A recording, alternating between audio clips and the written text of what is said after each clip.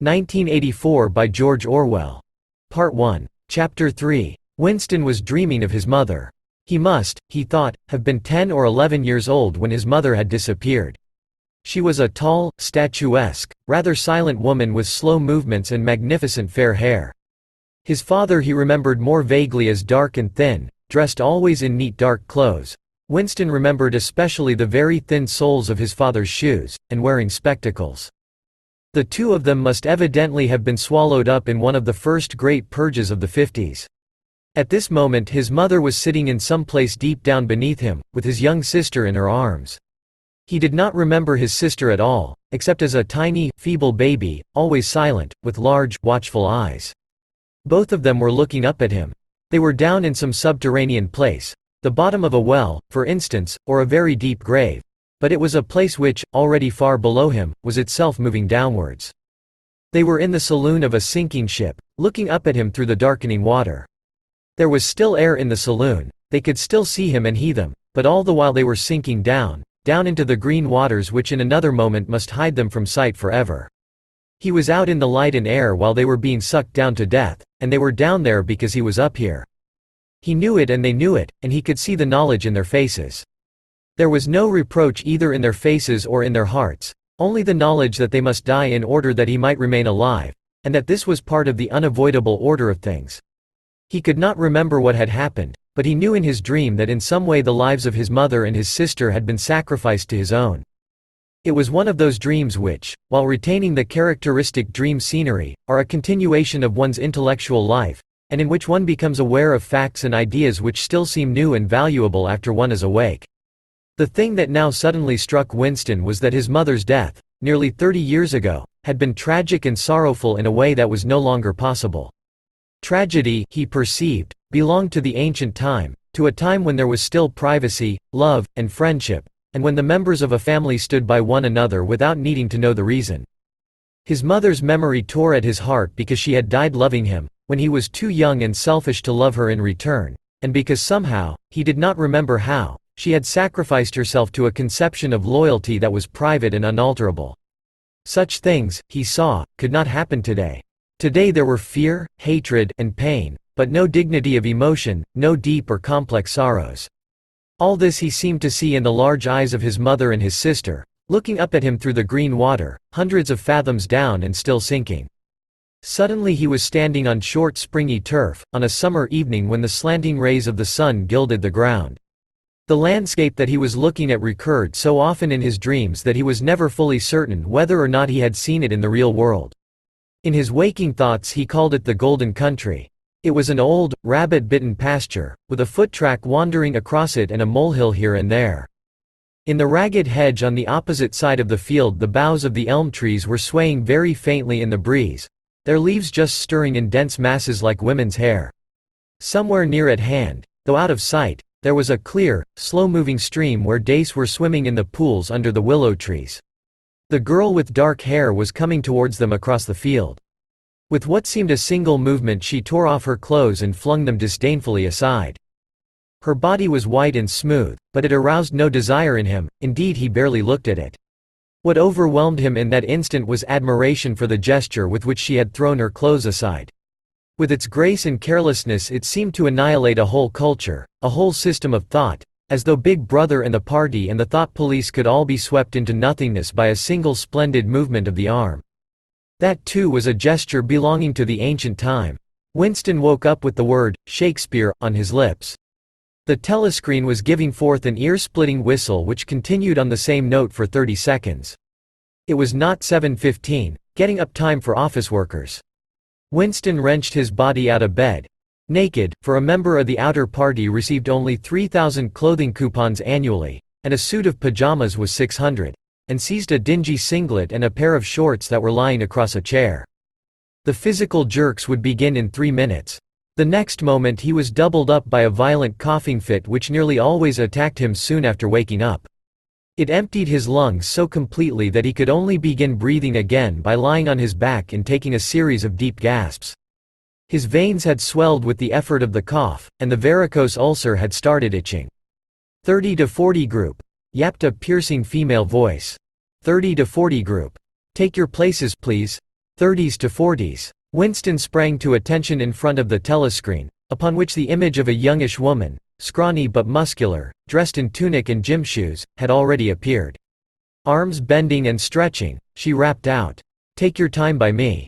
1, 2, 3, 4. 1, 2, 3, 4. Come on, comrades, put a bit of life into it. 1, 2, 3, 4. 1, 2, 3, 4.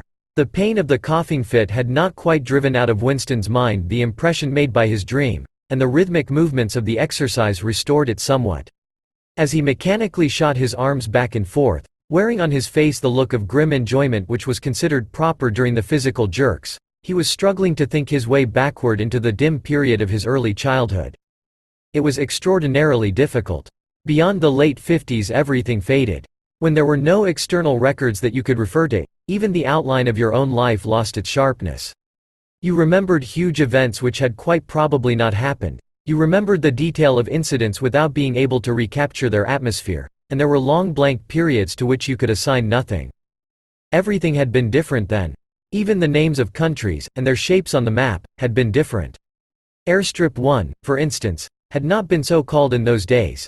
It had been called England or Britain, though London, he felt fairly certain, had always been called London. Winston could not definitely remember a time when his country had not been at war, but it was evident that there had been a fairly long interval of peace during his childhood, because one of his early memories was of an air raid which appeared to take everyone by surprise. Perhaps it was the time when the atomic bomb had fallen on Colchester. He did not remember the raid itself, but he did remember his father's hand clutching his own as they hurried down, down, down into some place deep in the earth, round and round a spiral staircase which rang under his feet and which finally so wearied his legs that he began whimpering and they had to stop and rest. His mother, in her slow, dreamy way, was following a long way behind them. She was carrying his baby sister, or perhaps it was only a bundle of blankets that she was carrying. He was not certain whether his sister had been born then. Finally they had emerged into a noisy, crowded place which he had realized to be a tube station. There were people sitting all over the stone-flagged floor, and other people, packed tightly together, were sitting on metal bunks, one above the other. Winston and his mother and father found themselves a place on the floor, and near them an old man and an old woman were sitting side by side on a bunk. The old man had on a decent dark suit and a black cloth cap pushed back from very white hair. His face was scarlet and his eyes were blue and full of tears. He reeked of gin. It seemed to breathe out of his skin in place of sweat, and one could have fancied that the tears welling from his eyes were pure gin. But though slightly drunk he was also suffering under some grief that was genuine and unbearable. In his childish way Winston grasped that some terrible thing, something that was beyond forgiveness and could never be remedied, had just happened. It also seemed to him that he knew what it was. Someone whom the old man loved, a little granddaughter, perhaps, had been killed. Every few minutes the old man kept repeating, "We didn't ought to, haven't you trusted, M. I said so, Ma, didn't I? That's what comes of trusting, M. I said so all along. We didn't ought to, haven't you trusted the buggers." But which buggers they didn't ought to have trusted Winston could not now remember. Since about that time, war had been literally continuous, though strictly speaking it had not always been the same war. For several months during his childhood there had been confused street fighting in London itself, some of which he remembered vividly. But to trace out the history of the whole period, to say who was fighting whom at any given moment, would have been utterly impossible, since no written record, and no spoken word, ever made mention of any other alignment than the existing one. At this moment, for example, in 1984, if it was 1984, Oceania was at war with Eurasia and in alliance with Eastasia. In no public or private utterance was it ever admitted that the three powers had at any time been grouped along different lines. Actually, as Winston well knew, it was only 4 years since Oceania had been at war with Eastasia and in alliance with Eurasia. But that was merely a piece of furtive knowledge which he happened to possess because his memory was not satisfactorily under control. Officially the change of partners had never happened. Oceania was at war with Eurasia. Therefore Oceania had always been at war with Eurasia. The enemy of the moment always represented absolute evil, and it followed that any past or future agreement with him was impossible. The frightening thing, he reflected for the 10,000th time as he forced his shoulders painfully backward, with hands on hips, they were gyrating their bodies from the waist, an exercise that was supposed to be good for the back muscles. The frightening thing was that it might all be true. If the party could thrust its hand into the past and say of this or that event, it never happened. That, surely, was more terrifying than mere torture and death. The party said that Oceania had never been in alliance with Eurasia. He, Winston Smith, knew that Oceania had been in alliance with Eurasia as short a time as 4 years ago. But where did that knowledge exist? Only in his own consciousness, which in any case must soon be annihilated. And if all others accepted the lie which the party imposed, if all records told the same tale, then the lie passed into history and became truth. Who controls the past, ran the party slogan, controls the future. Who controls the present controls the past. And yet the past, though of its nature alterable, never had been altered. Whatever was true now was true from everlasting to everlasting. It was quite simple. All that was needed was an unending series of victories over your own memory. Reality control, they called it. In newspeak, doublethink. Stand easy, barked the instructress, a little more genially. Winston sank his arms to his sides and slowly refilled his lungs with air. His mind slid away into the labyrinthine world of doublethink. To know and not to know, to be conscious of complete truthfulness while telling carefully constructed lies, to hold simultaneously two opinions which cancelled out, knowing them to be contradictory and believing in both of them, to use logic against logic, to repudiate morality while laying claim to it, to believe that democracy was impossible and that the party was the guardian of democracy, to forget whatever it was necessary to forget, then to draw it back into memory again at the moment when it was needed, and then promptly to forget it again, and above all, to apply the same process to the process itself. That was the ultimate subtlety. Consciously to induce unconsciousness, and then, once again, to become unconscious of the act of hypnosis you had just performed. Even to understand the word, doublethink, involved the use of doublethink. The instructress had called them to attention again. And now let's see which of us can touch our toes, she said enthusiastically. Right over from the hips, please, comrades. 1 2. 1 2. Winston loathed this exercise, which sent shooting pains all the way from his heels to his buttocks and often ended by bringing on another coughing fit. The half-pleasant quality went out of his meditations. The past, he reflected, had not merely been altered, it had been actually destroyed. For how could you establish even the most obvious fact when there existed no record outside your own memory? He tried to remember in what year he had first heard mention of Big Brother. He thought it must have been at some time in the 60s, but it was impossible to be certain. In the party histories, of course, Big Brother figured as the leader and guardian of the revolution since its very earliest days. His exploits had been gradually pushed backwards in time until already they extended into the fabulous world of the 40s and the 30s, when the capitalists in their strange cylindrical hats still rode through the streets of London in great gleaming motor cars or horse carriages with glass sides. There was no knowing how much of this legend was true and how much invented. Winston could not even remember at what date the party itself had come into existence. He did not believe he had ever heard the word Ingsoc before 1960, but it was possible that in its old speak form, English socialism, that is to say, it had been current earlier. Everything melted into mist. Sometimes, indeed, you could put your finger on a definite lie. It was not true, for example, as was claimed in the party history books, that the party had invented aeroplanes. He remembered aeroplanes since his earliest childhood. But you could prove nothing. There was never any evidence. Just once in his whole life he had held in his hands unmistakable documentary proof of the falsification of an historical fact. And on that occasion, Smith, screamed the shrewish voice from the telescreen. 6079 Smith W. Yes, you. Bend lower, please. You can do better than that. You're not trying. Lower, please. That's better, comrade. Now stand at ease, the whole squad, and watch me. A sudden hot sweat had broken out all over Winston's body. His face remained completely inscrutable. Never show dismay. Never show resentment. A single flicker of the eyes could give you away. He stood watching while the instructress raised her arms above her head and, one could not say gracefully, but with remarkable neatness and efficiency, bent over and tucked the first joint of her fingers under her toes. There, comrades. That's how I want to see you doing it. Watch me again. I'm 39 and I've had 4 children. Now look. She bent over again. You see my knees aren't bent.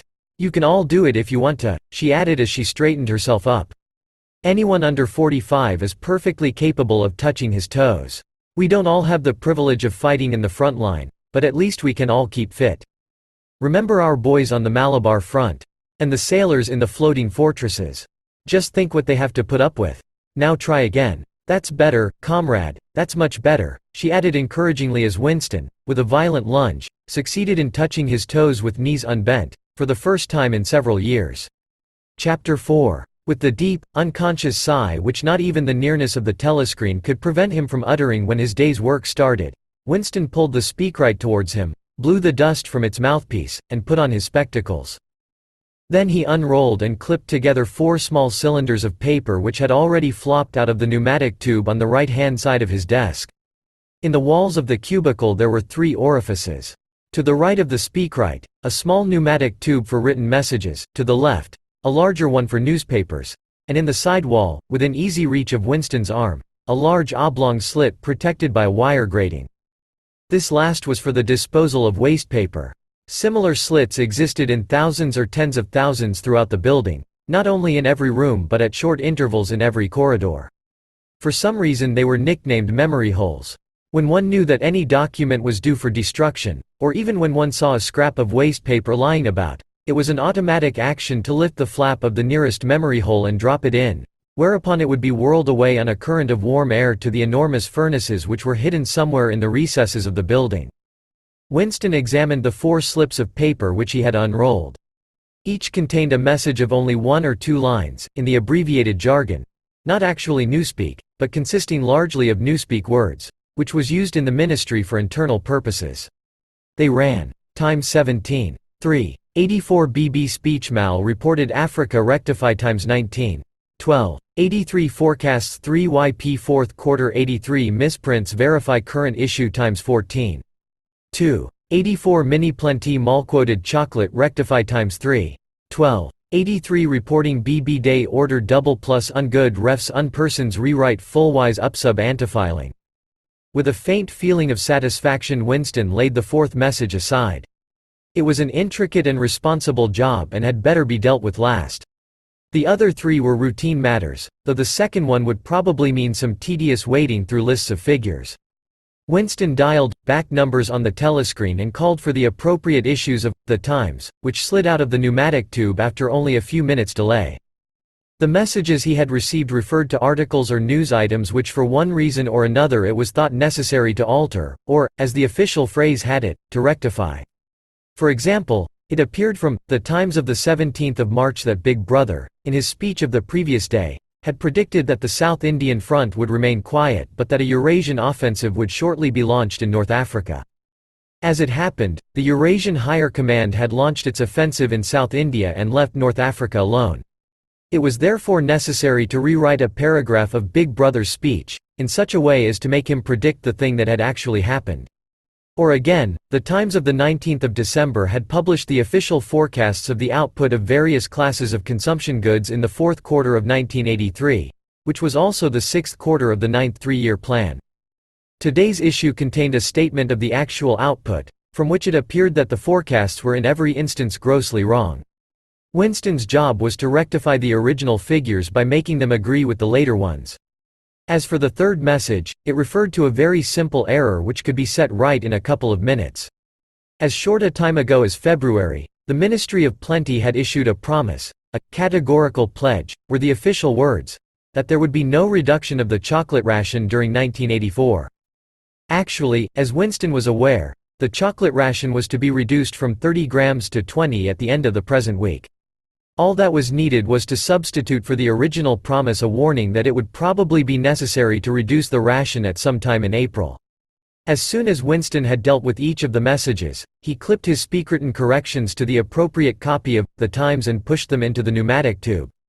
Then, with a movement which was as nearly as possible unconscious, he crumpled up the original message and any notes that he himself had made, and dropped them into the memory hole to be devoured by the flames. What happened in the unseen labyrinth to which the pneumatic tubes led, he did not know in detail, but he did know in general terms. As soon as all the corrections which happened to be necessary in any particular number of The Times had been assembled and collated, that number would be reprinted, the original copy destroyed, and the corrected copy placed on the files in its stead. This process of continuous alteration was applied not only to newspapers, but to books, periodicals, pamphlets, posters, leaflets, films, soundtracks, cartoons, photographs, to every kind of literature or documentation which might conceivably hold any political or ideological significance. Day by day and almost minute by minute the past was brought up to date. In this way every prediction made by the party could be shown by documentary evidence to have been correct, nor was any item of news, or any expression of opinion, which conflicted with the needs of the moment, ever allowed to remain on record. All history was a palimpsest, scraped clean and reinscribed exactly as often as was necessary. In no case would it have been possible, once the deed was done, to prove that any falsification had taken place. The largest section of the records department, far larger than the one on which Winston worked, consisted simply of persons whose duty it was to track down and collect all copies of books, newspapers, and other documents which had been superseded and were due for destruction. A number of the times which might, because of changes in political alignment, or mistaken prophecies uttered by Big Brother, have been rewritten a dozen times still stood on the files bearing its original date, and no other copy existed to contradict it. Books, also, were recalled and rewritten again and again, and were invariably reissued without any admission that any alteration had been made.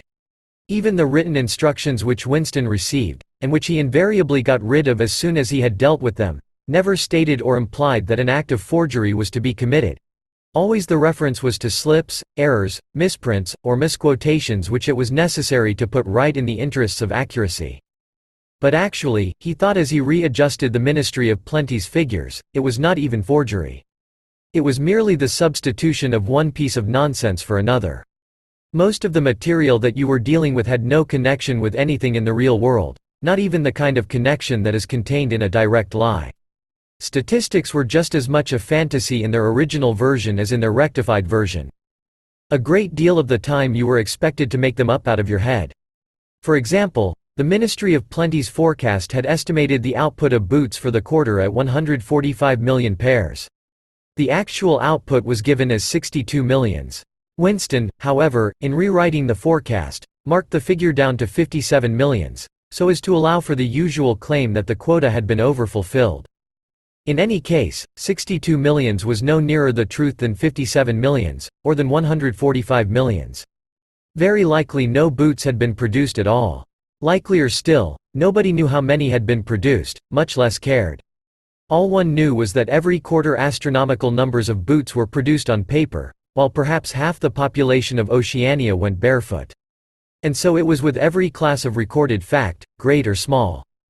Everything faded away into a shadow world in which, finally, even the date of the year had become uncertain. Winston glanced across the hall. In the corresponding cubicle on the other side a small, precise-looking, dark-chinned man named Tillotson was working steadily away, with a folded newspaper on his knee and his mouth very close to the mouthpiece of the speakwrite. He had the air of trying to keep what he was saying a secret between himself and the telescreen. He looked up, and his spectacles darted a hostile flash in Winston's direction. Winston hardly knew Tillotson, and had no idea what work he was employed on. People in the records department did not readily talk about their jobs. In the long, windowless hall, with its double row of cubicles and its endless rustle of papers and hum of voices murmuring into speakwrites, there were quite a dozen people whom Winston did not even know by name, though he daily saw them hurrying to and fro in the corridors or gesticulating in the 2 minutes hate. He knew that in the cubicle next to him the little woman with sandy hair toiled day in day out, simply at tracking down and deleting from the press the names of people who had been vaporized and were therefore considered never to have existed. There was a certain fitness in this, since her own husband had been vaporized a couple of years earlier. And a few cubicles away a mild, ineffectual, dreamy creature named Ampleforth, with very hairy ears and a surprising talent for juggling with rhymes and meters, was engaged in producing garbled versions, definitive texts, they were called, of poems which had become ideologically offensive, but which for one reason or another were to be retained in the anthologies. And this hall, with its 50 workers or thereabouts, was only one subsection, a single cell, as it were, in the huge complexity of the records department. Beyond, above, below, were other swarms of workers engaged in an unimaginable multitude of jobs. There were the huge printing shops with their sub-editors, their typography experts, and their elaborately equipped studios for the faking of photographs. There was the tele-program section with its engineers, its producers, and its teams of actors specially chosen for their skill in imitating voices. There were the armies of reference clerks whose job was simply to draw up lists of books and periodicals which were due for recall. There were the vast repositories where the corrected documents were stored, and the hidden furnaces where the original copies were destroyed. And somewhere or other, quite anonymous, there were the directing brains who coordinated the whole effort and laid down the lines of policy which made it necessary that this fragment of the past should be preserved, that one falsified, and the other rubbed out of existence. And the Records Department, after all, was itself only a single branch of the Ministry of Truth, whose primary job was not to reconstruct the past but to supply the citizens of Oceania with newspapers, films, textbooks, telescreen programs, plays, novels, with every conceivable kind of information, instruction, or entertainment, from a statue to a slogan, from a lyric poem to a biological treatise, and from a child's spelling book to a newspeak dictionary. And the ministry had not only to supply the multifarious needs of the party, but also to repeat the whole operation at a lower level for the benefit of the proletariat. There was a whole chain of separate departments dealing with proletarian literature, music, drama, and entertainment generally.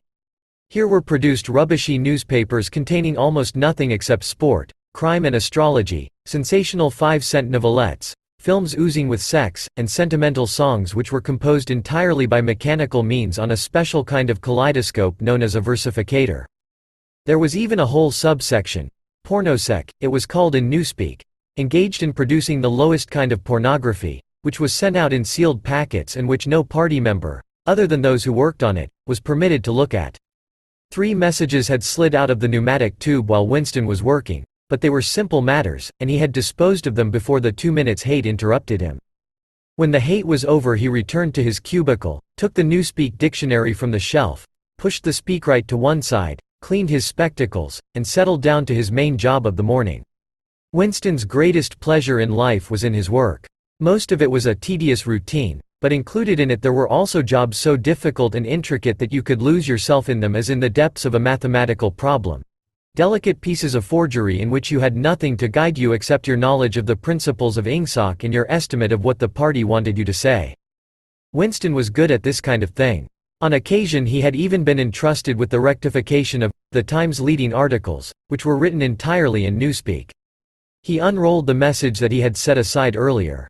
It ran, Times 3, 12. 83 reporting BB day order double plus ungood refs unpersons rewrite fullwise upsub antifiling. In Old Speak, or Standard English, this might be rendered.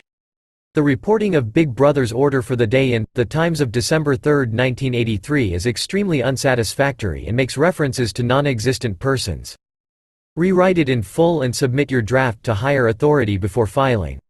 Winston read through the offending article. Big Brother's order for the day, it seemed, had been chiefly devoted to praising the work of an organization known as FFCC, which supplied cigarettes and other comforts to the sailors in the floating fortresses. A certain Comrade Withers, a prominent member of the inner party, had been singled out for special mention and awarded a decoration, the Order of Conspicuous Merit, 2nd class. 3 months later FFCC had suddenly been dissolved with no reasons given. One could assume that Withers and his associates were now in disgrace, but there had been no report of the matter in the press or on the telescreen.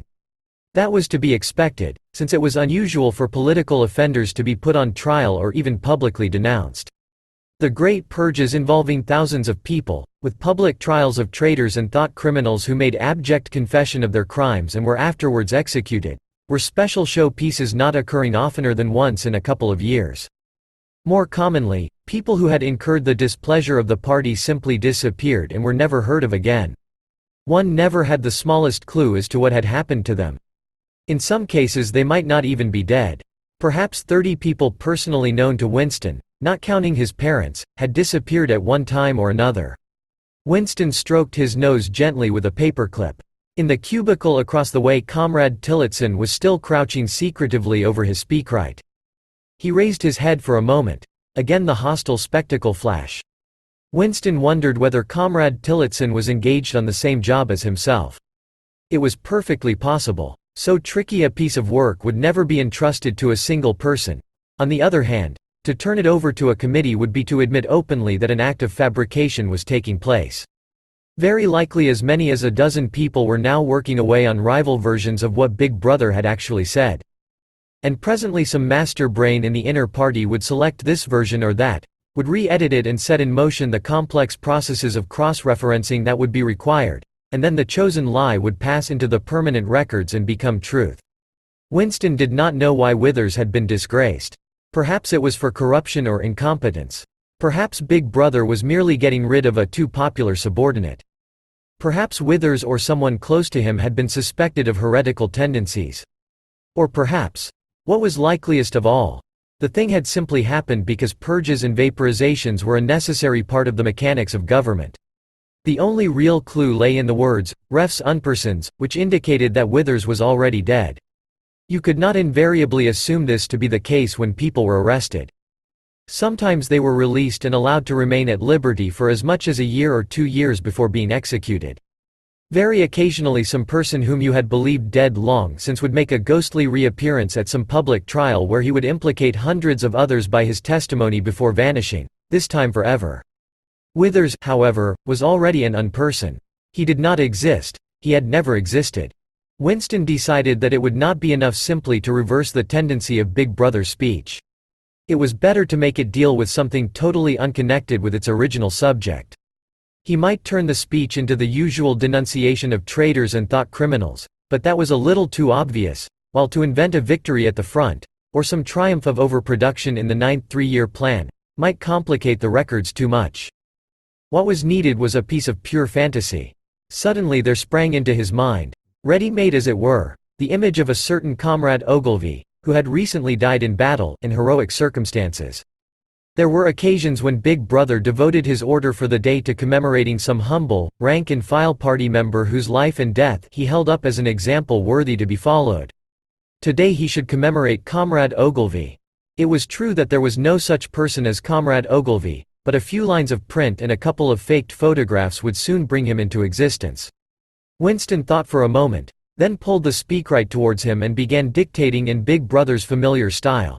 A style at once military and pedantic, and, because a trick of asking questions and then promptly answering them. What lessons do we learn from this fact, comrades? The lesson, which is also one of the fundamental principles of ingsoc, that, etc., easy to imitate. At the age of 3 Comrade Ogilvy had refused all toys except a drum, a submachine gun, and a model helicopter. At 6, a year early, by a special relaxation of the rules, he had joined the spies. At 9 he had been a troop leader. At 11 he had denounced his uncle to the thought police after overhearing a conversation which appeared to him to have criminal tendencies. At 17 he had been a district organizer of the Junior Anti-Sex League. At 19 he had designed a hand grenade which had been adopted by the Ministry of Peace and which, at its first trial, had killed 31 Eurasian prisoners in one burst. At 23 he had perished in action. Pursued by enemy jet planes while flying over the Indian Ocean with important dispatches, he had weighted his body with his machine gun and leapt out of the helicopter into deep water, dispatches and all. An end, said Big Brother, which it was impossible to contemplate without feelings of envy. Big Brother added a few remarks on the purity and single-mindedness of Comrade Ogilvy's life.